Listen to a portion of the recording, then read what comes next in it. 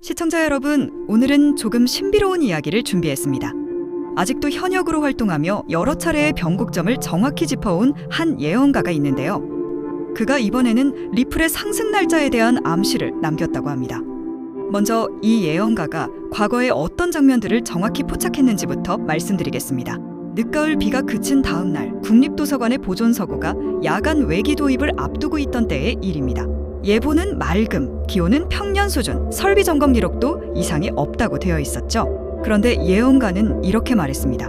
종이는 불보다 숨에 먼저 탑니다.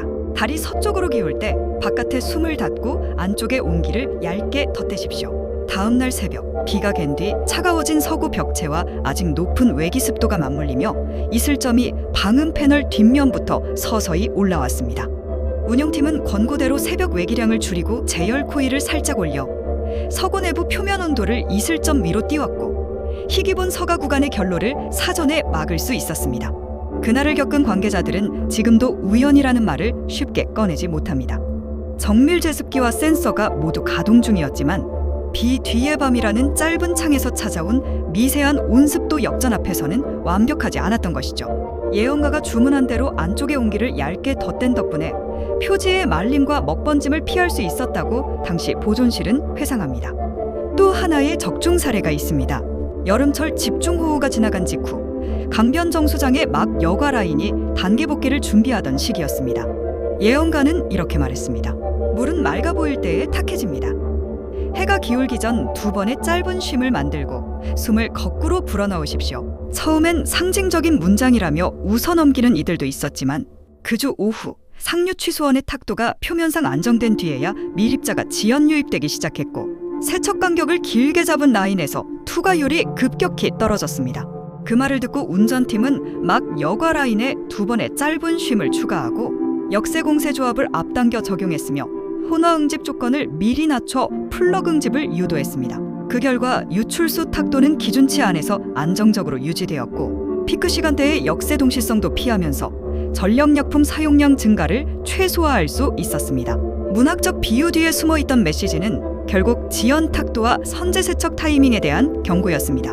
이후 현장에서는 도서관이 비갠 다음 날 새벽에 한정해 외기 제열 세팅을 자동 전환하는 룰을 도입했고 정수장은 우수 후 24시간 구간에 한해 막여과 세척 스케줄을 세분화하는 표준을 마련했습니다. 종이는 숨에 탄다는 표현은 사실 이슬점 관리와 제열 편차를, 숨을 거꾸로 불어넣는다는 말은 역세 공세로 막 표면을 되살리는 절차를 가리킨 것이었다는 해석이 뒤따랐습니다. 결과적으로 그 한 문장은 흐름에 보이지 않는 물을 먼저 감지하라는 신호였다는 해석이 힘을 얻었습니다.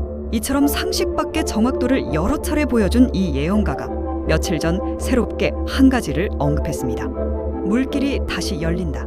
작은 고리들이 연결되며 기다리던 파동이 오른다. 그리고 명확히 이름을 댔습니다. 리플, XRP. 당시 그는 사람 많은 자리에서 과장된 몸짓 없이 조용히 이 말을 남겼고 곁에 있던 사람들은 연결과 파동이라는 단어를 특히 또렷이 기억하고 있습니다. 이전 사례들처럼 은유적 언어를 사용했지만 대상만큼은 분명했습니다. 그의 전언을 그대로 옮기면 이렇습니다. 첫째, 먼 나라와 가까운 나라 사이의 돈이 더 적은 마찰로 움직이는 시점이 온다. 둘째, 종이에 새겨진 말들이 부드러워진다. 셋째, 세 번째 초승달이 지난 뒤 파동이 일어난다. 다소 시적인 이 세 문장을 현실 언어로 풀어보자면 이렇게 해석할 수 있겠습니다. 그는 늘 세 가지 힌트를 남기곤 했는데 첫 단서는 방향, 두 번째는 환경, 세 번째는 시간에 관한 것이었습니다. 이번에도 그 틀이 크게 다르지 않아 보입니다. 먼 나라와 가까운 나라의 돈이 더 적은 마찰로 움직인다. 이 말은 국경 간 송금, 교차 통화 정산, 그리고 실물 비즈니스에서의 결제 인프라가 점차 효율을 높이는 구간을 가리키는 표현으로 들립니다.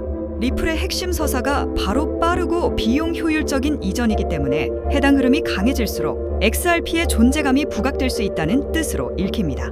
예컨대 해외 지급 결제의 처리 시간 단축, 수수료 개선, 중개은행 의존도 감소 같은 변화가 실제 수치로 확인될 때 마찰 감소라는 말은 비로소 데이터로 증명됩니다. 특히 중소금융기관이나 핀테크 기업의 도입 확산은 체감 변화를 가장 빠르게 보여주곤 합니다. 종이에 새겨진 말들이 부드러워진다. 이 말은 규정과 문서, 즉 정책 제도권 언어의 변화 가능성을 암시합니다. 표현이 완화되고 해석의 여지가 늘어날 때 시장은 불확실성 감소라는 하나의 신호를 읽습니다. 물론 제도 변화는 단정해서는 안 되며 실제 문서가 확인되어야 합니다만 예언가는 늘 이렇게 언어의 온도를 통해 타이밍을 가늠하곤 했습니다. 법령, 가이드라인, 업계 표준 문서에서 강경한 어휘가 조건부 허용, 명확한 범인의 적용 같은 표현으로 바뀔 때 심리는 빠르게 안정되는 경향이 있습니다. 세 번째 초승달이 지난 뒤 파동이 일어난다. 이 말은 시간의 힌트입니다. 정확한 날짜를 말하지 않고도 주기로 시점을 암시하는 그의 습관을 떠올리면 이는 과열이 아닌 누적 압력 해소 후에 추세 전환을 뜻하는 경우가 많았습니다. 즉 급작스러운 불꽃놀이보다 준비된 상승 파동을 말하는 듯합니다. 실전에서는 작은 반등과 조정이 몇 차례 반복된 뒤 거래량이 응집되고 마지막으로 저항선 인근에서 체력 테스트를 거친 다음에야 추세가 바뀌는 모습을 자주 보게 됩니다. 초승달이라는 은유는 그 누적 과정을 상징적으로 표현한 것으로도 해석됩니다. 그런데 여기서 그동안 이 예언가가 보여준 예언 적중률 때문에 이 예언가가 리플에 대해 예언한 것을 실제 지표와 사건의 연쇄로 해석하려는 시도가 전 세계에서 이어졌습니다. 여러 경제학자와 퀀트 연구자들이 연결과 파동이라는 단어를 키워드로 삼아 데이터 백테스트를 진행했고 그 과정에서 거시미시 지표를 함께 엮은 복합 모델을 만들었습니다. 국경 간 결제 처리 시간, 중개은행 의존도, 환전 스프레드 같은 마찰 지표에 더해 온체인 유입 유출, 대규모 주소의 이동 패턴, 오더북 심도와 스프레드 압축, 파생 시장의 베이시스와 펀딩 레이트까지 한 화면에서 겹쳐보며 시점을 탐색한 겁니다. 여기에 정책 문서와 규제 발언을 문장 단위로 분해해 언어의 온도를 수치화하는 작업도 병행했는데 강경 어휘가 완화되는 구간과 변동성 축소가 겹친 뒤 유동성 공급 곡선이 급격히 기울어지는 순간에 첫 파동이 터지는 경향이 반복적으로 검출되었다고 합니다. 즉 여러 변수가 동시에 특정 임계값을 넘을 때 연결이 실무지표에서 가시화되고 그 직후 파동이 가격 탄력으로 표면화되는 패턴이 확인되었다는 겁니다. 약간 복잡하게 설명을 했지만 쉽게 말하자면 이 예언가가 예언한 리플의 폭등 시점을 소수의 경제학자들과 퀀트 연구자들이 아주 높은 신뢰도로 얻어냈다는 겁니다. 놀라운 점은 이 리플의 폭등 날짜와 시간대가 한동안 실명으로 공개되었다가 곧바로 비공개로 전환되었다는 사실인데요. 처음 공개되었을 때는 리플의 폭등 시작 날짜와 가격대 그리고 예상 목표가까지 적혀 있었지만 군중 심리를 자극할 수 있다는 우려로 인해 자료는 빠르게 내려갔습니다.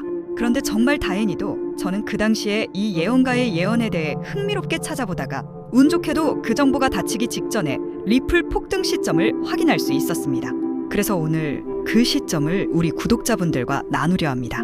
다만 영상이라는 공개된 공간에서 그대로 언급하는 것은 오해와 과열을 부를 수 있고 악용의 소지도 있어 신중해야겠죠. 그래서 저는 이걸 영상에 공개하기보다는 정말 필요하신 분들만 알아가실 수 있도록 하려고 하는데요. 제가 지금 화면에 제 개인 연락처를 띄워드릴 건데 화면에 보이는 제 연락처 010-3251-7782 이 번호로 구독자인데 리플 폭등 날짜 보내달라고 문자 주시면 제가 문자를 받자마자 제가 알게 된 리플의 폭등 시작 날짜와 가격대 그리고 예상 목표가까지 전부 보내드리도록 하겠습니다. 문자를 받게 되시면 리플 폭등 시작 날짜가 오기 전에 타이밍 맞춰 리플을 잘 매수하시기 바라겠고 되도록이면 받으신 정보들을 다른 사람들에게 유출하지 않아 주시면 감사하겠습니다.